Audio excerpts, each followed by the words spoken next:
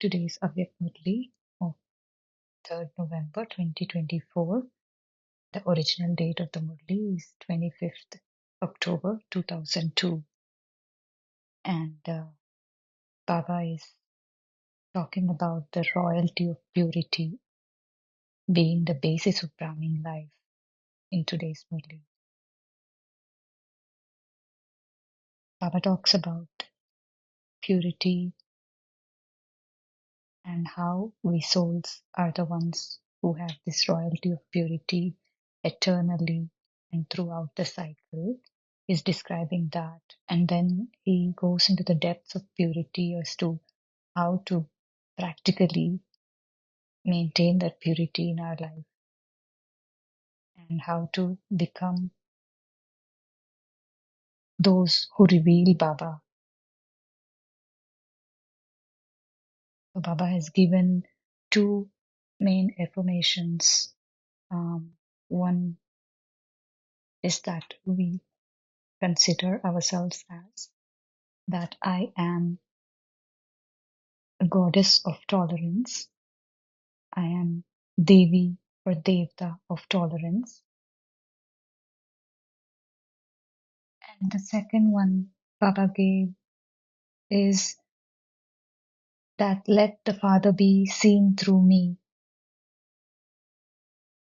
that we should remain hidden and let the Father be revealed through our vision, through our attitude, through our words and actions. So,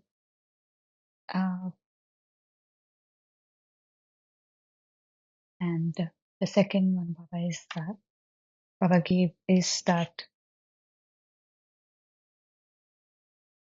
So Baba begins today's Murli being the ocean of love, and he's seeing all his loving children who have tied themselves with this subtle spiritual string of love and have arrived at sweet home Madhuban. And Baba also sees those children who are far away but are still absorbed in Baba's love. And so he's pleased to see all those children who are absorbed in Baba's love. And Baba says that this special spiritual imperishable love, which is the love of God and which is soul conscious love, is only experienced now in the entire cycle. So that is the speciality of the confluence age, is that we are able to experience this special spiritual imperishable love. Then Baba describes about the royalty of purity, that how purity is the royalty of Brahmin life and how it is the basis of Brahmin life. So Baba said the symbol of this purity is the spiritual purity is the crown of light on each child's head. And Baba is seeing that crown of light of purity on each child's head. And he was also asking all the children there, especially Kumaris and Pandavas, that if they are able to see their own sparkling crowns. And the Baba has reminded the different forms of purity and the royalty that is seen of the children. So Baba said, first of all, the eternal royalty of the souls, of the spiritual royalty of purity, is that we belong to Baba because we are all the royal family of the children of Baba. And Baba said, this is the eternal royalty, which is the spiritual royalty of being in the supreme abode, that is, being in the soul world in the form of a soul, but just not an ordinary soul. We have the special sparkle of spiritual royalty in the supreme abode because we are the children of Baba, and that gives us a special sparkle, and our purity and spiritual royalty shines uniquely amongst all other souls. And Baba compared this to the stars in the sky. Just as in the sky, there are so many stars, but some stars shine and brightness is greater or is special compared to the other stars. So Baba similarly said, compared to all the other souls of the world, that we, Baba's children, have this special sparkle of spiritual royalty and purity, even in the soul world, which is our eternal royalty and eternal purity. And then Baba describes the different phases of the cycle, that how in the beginning of the cycle, we have this personality of spiritual royalty in the deity form. That is, Baba says, as deities, we have this personality of purity and spiritual royalty, which no one else throughout the entire Kalpa um, can experience. So it is only this special deity souls who have this personality of spiritual royalty in the form of the deity, which is in the beginning of the cycle. Then Baba moves into the middle period, which is from the Copper Age onwards, and Baba says, we, in the form of worthy of worship souls, our pictures of the worthy of worship deities are so special and royal compared to all the rest of the pictures. Baba said there are a variety of pictures, pictures of different political leaders, religious leaders, or actors. But compared to all of those, no other picture other than the worthy of worship deity pictures is worshipped accurately in the right way. Like they may give regard to the other pictures, but no, they're not worshipped as we souls, worthy of worship souls, are worshipped. Our pictures are also treated with so much royalty and purity. So Baba referred to the purity of the worship, worthy of worship forms in the middle period. And then coming to the confluence age, that is towards the end, Baba says that even in the confluence age, um, all over the world, the royalty of purity amongst Brahmins is the basis of our Brahmin life. So it is like we do not have um, a Brahmin life without purity. So Baba said purity is the basis and foundation of Brahmin life, and it is the spiritual royalty of Brahmin life. And Baba said that if there is no purity, then there is no experience of God's love. Because in order to experience God's love, we need to experience purity within. And then, when there is no experience of God's love, then there is also no experience of all the godly attainments. So that's why Baba said purity is the personality of Brahmin life, and that is the spiritual royalty. So, describing all this entire different phases of the entire cycle, Baba said purity is our eternal and original royalty. So that is the spiritual royalty that we get from purity. And then Baba said, asked us children to look at our own self in a mirror. Baba said, for each one of us to see what percentage of this royalty of purity is within. So is the sparkle of purity visible on my face? Is the sparkle of intoxication of purity visible in my behavior? So Baba asked to check, asked to look and see that each child has to check for themselves if the sparkle of purity is visible on their face, and if the sparkle of intoxication of purity visible in their behavior. And Baba said, how long does it take for you to check this? And he said that it is only a second. That in a second we should be able to check how the sparkle of purity is on our face and how it is in our behavior. After explaining the royalty of purity of us Brahmin children, then talking to Kumaris and Kumars, Baba had seen that all the Kumaris had worn a sash around them, which was stating Ek Vrata, which means commitment to one. And so Baba said, this is what it means is to be pure, that is to be committed to the one. So Baba said, this is the royalty of purity. And then Baba referred that the Kumaris had tied this band of promise externally, and the Kumars had tied it in their hearts. And Baba said that this personality of purity has to be constantly there, and that is what it is, what it means to live a Brahmin life, that we have to definitely and completely remain pure.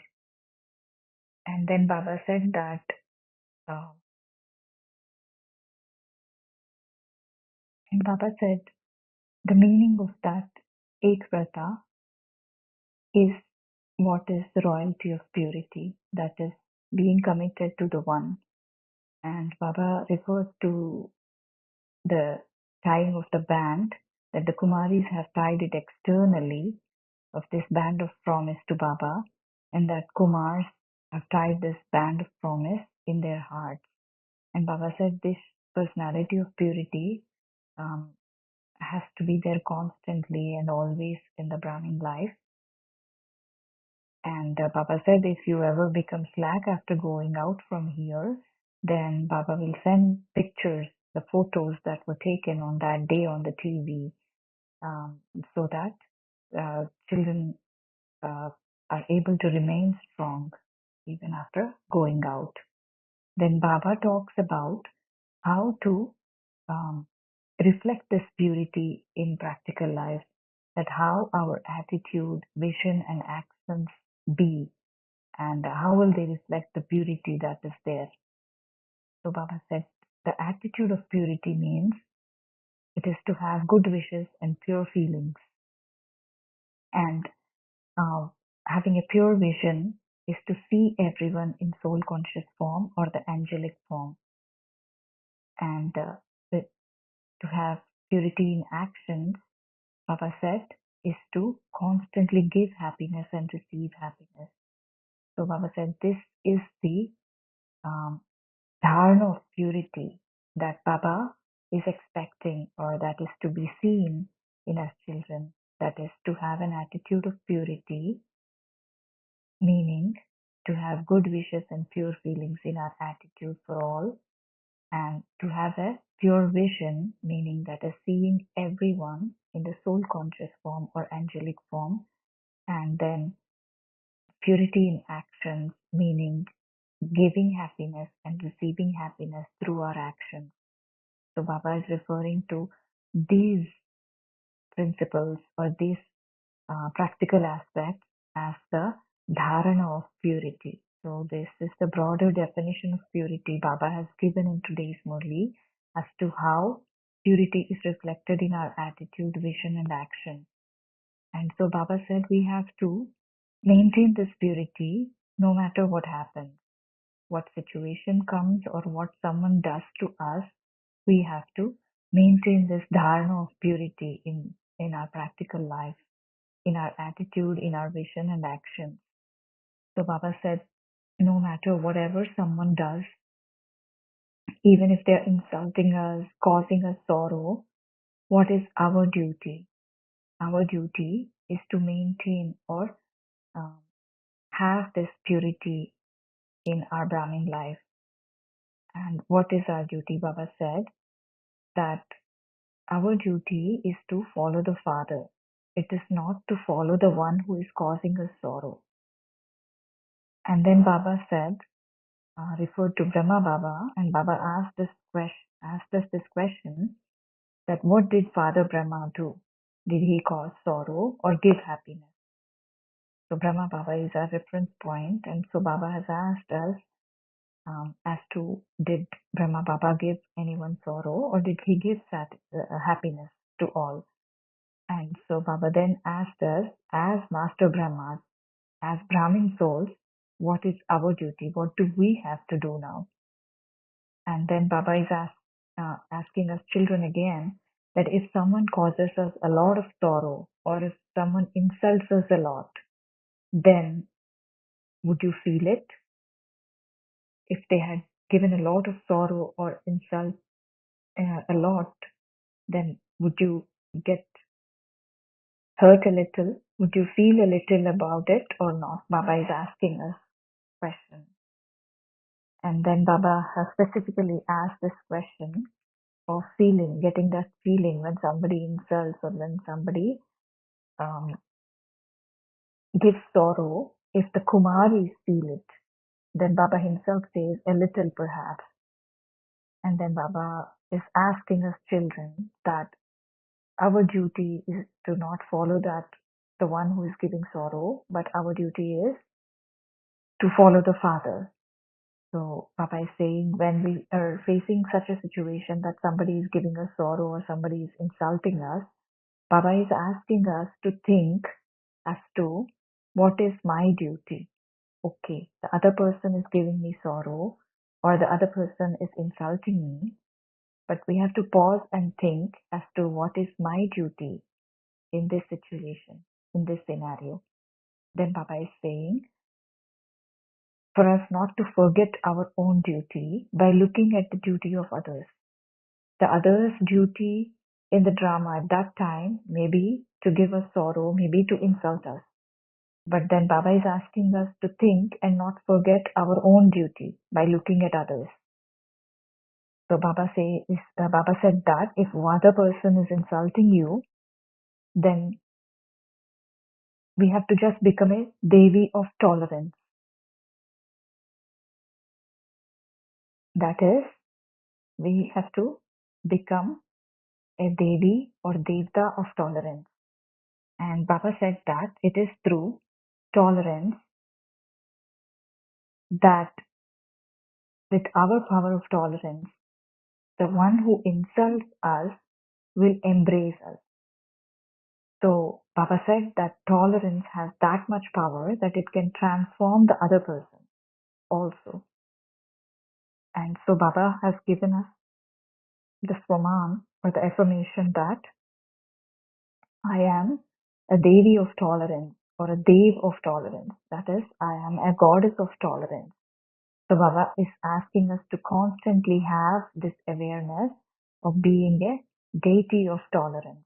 Baba said, deity, to be a deity means to be a bestower. And then Baba is also asking another interesting question to us, that if somebody is insulting you or not respecting you, then what is that considered as? Baba said that Baba is referring to that as rubbish.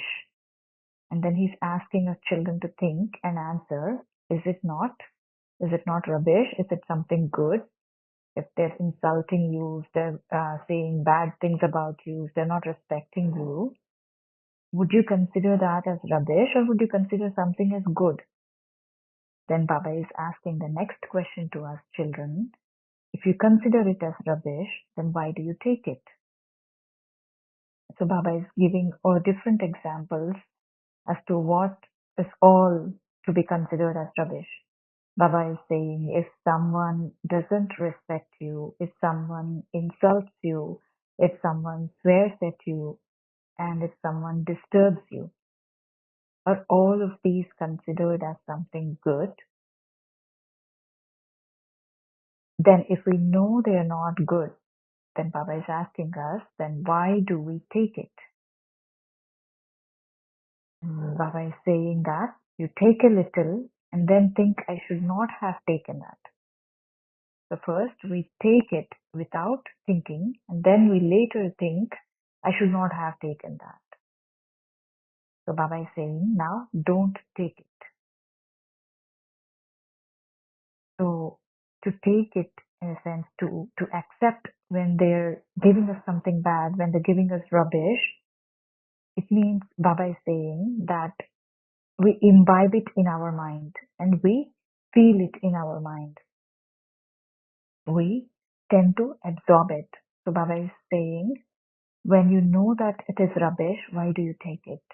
This is how we lose our purity or become impure, by taking in and imbibing the rubbish from outside. So this is the practical way Baba is teaching us how to remain or maintain our original and eternal purity by refusing to take all this, by not accepting anything that is rubbish. And how can we do this? Is by becoming a Devi of tolerance, by staying in the Swamam that I am a goddess of tolerance. That is not accepting and not taking these rubbish inside. And Baba is telling us we are able to maintain the purity when we remember our stage of purity. Baba said in order to not take all this rubbish, we should remember our eternal period, our beginning period, middle period, and the period of the confluence age or the end period, and remember our royalty of purity and our personality of the whole cycle. And by remembering this and keeping this in our awareness, we are able to keep ourselves away from the rubbish that others are trying to give us. So Baba said, no matter what anyone does, no one can take away our personality, our originality, or the royalty of purity from us. So Baba is asking us if we have this spiritual intoxication, that intoxication of purity, of the royalty of purity. And then Baba referred to double foreigners as those who have double intoxication in everything. And they have the intoxication of purity and also intoxication of becoming a Devi or Devata of tolerance. And Baba said that never forget the blessing of being immortal. With these two intoxications, we should never forget the blessing of being immortal. Then Baba moves on and he's addressing the householders or couples that were present. Baba is referring to them that they are said to be couples, but they are single in a true sense. Because Baba is referred to the householders or couples, and Baba has asked them as to why did Baba give them the direction to live in the family, live at home with the family, and maintain the purity. So Baba told them that Baba has given them the direction because Baba wanted to show such couples as example in front of the world. Baba said that Baba wanted to make such couples as such examples that the Mahamandaleshwaras of the outside world bow down at their feet for their ability to remain pure, that is, their ability to remain free from impurity. And so Baba said that according to the drama, in order to challenge the Mahamandaleshwaras of the outside world, Bap Dada has made all of the couples as examples in front of the world. And Baba has asked, are you couples ready to take on that challenge? Are you able to remain free from impurity even while living together and still not have the slightest thought of impurity even in your dreams? So Baba is saying and asking the couples if they're ready to accept the challenge and if they've become such examples in the showcase of the world. Then Baba moves on to talk with the teachers. Then Baba said, teachers, the speciality of teachers is that that the future is visible in the features of every teacher. So Baba said the angelic form should be visible in the features of every teacher, and that on seeing the angels, others will become angels too. Then Baba said that this has to be planned now. That Baba said for all the teachers to come together and plan as to how to reveal the Father through their behavior and face. So Baba has given this to teachers as a task at that time, but it is actually for each one of us, for us to think and see how um, we can reveal the Father through our behavior and our face. So Baba has said that people of the world refer to God as being omnipresent, and that we children say that God is not omnipresent. But Baba is saying that according to the time, that Baba should be practically be visible in each one of us. That is, practically be visible in every teacher. So Baba said that it should be as if that he would be seen as omnipresent, that whomsoever they look at, whoever they look at, they should only see the Father. How is this possible? Baba has said that it is possible when the souls remain hidden in the Supreme Soul. That is, only the Supreme Soul is visible. That is, in our thoughts, in our words and actions, if we reflect what Baba does, that is, if we think the same as Baba, if we speak the same as Baba, and if we perform actions same as Baba, then we are able to reveal Baba and remain hidden ourselves. So Baba has first explained that this is what we, the teachers, have to do, and then Baba has asked the question as to if this is possible or not. And then Baba asked us to give the date as to when this would be made possible. And Baba said it was the year 2002, and until what year? Until 20 what are we going to achieve this? And then Baba said we have to pay attention to be seen as merged in the Father now. So the only one thing that should be there in our intellect is that let the Father be seen through me. And then Baba said that we all should have a meeting as to how we achieve this. How do we make it happen that the Father is seen through each one of us? Baba said at present, the Brahma Kumaris are visible. They say that Brahma Kumaris are very good. But then Baba is telling us that we should let them see how good our Baba is, that they should be able to tell, let them see how good their Baba is. So they should be able to see Baba through us. Then Baba said that double foreigners are also very serviceable, and that is why Baba has special love for double foreigners. And why does Baba have special love for double foreigners? Baba explained that they become the instrument for enabling Father's message to reach different corners of the world. And for this reason, Baba has special love for double foreigners. And so Baba is also giving them double congratulations. And then in the blessing, Baba is talking about how by having the tilak of three types of awareness, we make our stage elevated and thereby become unshakable and immovable. Baba is giving us the blessing of may you have the tilak of three types of awareness and experience an elevated stage and thereby become unshakable and immovable. What are the three types of awareness? What are the three tilaks Baba talked about? Are the three awareness, the tilak of awareness of yourself, awareness of the Father, and the third is the awareness of the elevated karma, that is the awareness of the drama.